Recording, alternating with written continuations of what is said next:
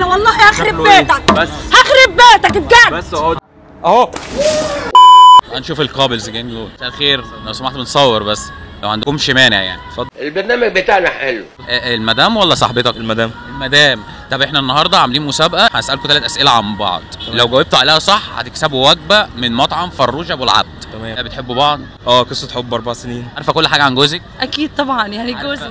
يلا بينا. عارفه بيحب ايه بيكره ايه؟ مش عارفه شيء عنه يعني. اكيد.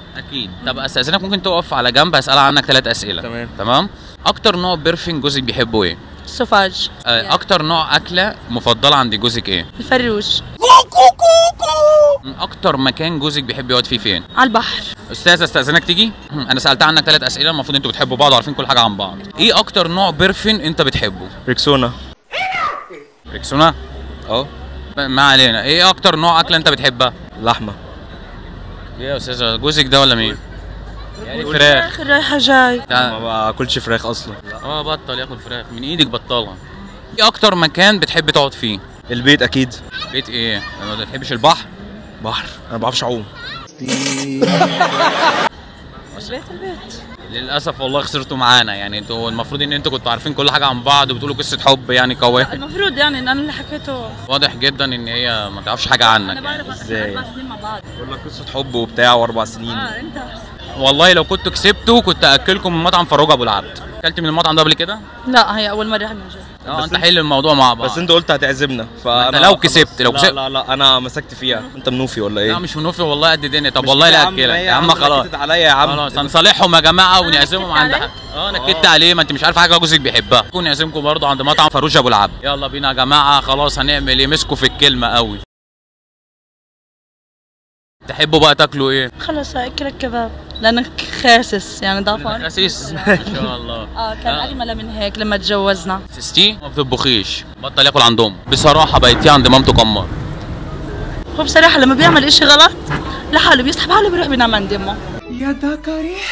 هزر ليه بقى؟ ثواني انت. لانك انت بتعرف انا ايش راح اعمل. ولا اي حاجه. يا زميل انا بقول عليك رجوله. لا عيب. عيب ايه؟ انت منين جنسيتك؟ انا فلسطينيه. فلسطينيه ايه وانت مصري؟ لا عيب، مفيش الكلام ده. شكله كده مش هشرفنا الليله دي. بتهزر. زويا ازاي حضرتك؟ اجيب ورده بتاع حضرتك؟ لا مزويا. وعرفت ليه؟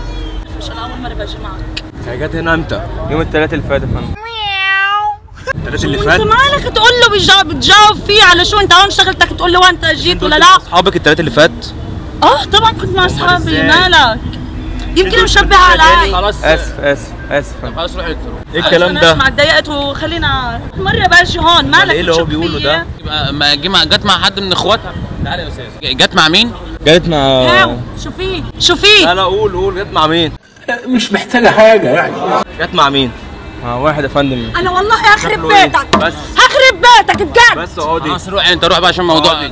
لا نشوف بس نزلت مع مين الاسبوع اللي فات؟ كنت فوت مع اصحابك. ما تروح انت بقى. لا انت اليوم ان شاء الله رح تنام عند امك.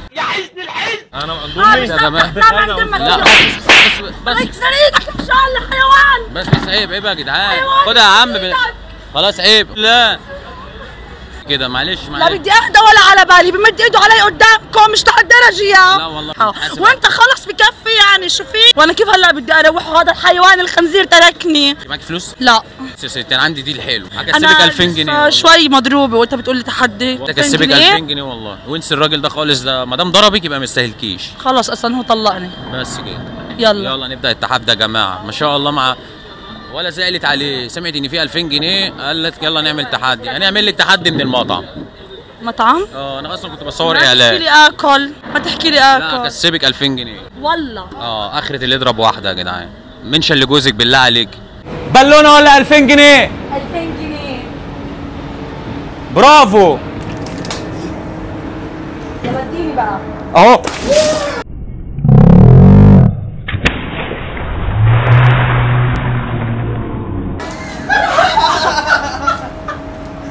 انت اللي اخترت التحدي اقسم بالله والله. طب ما انت اخترت على البالونه. ما هو يا بالونه يا 2000 جنيه.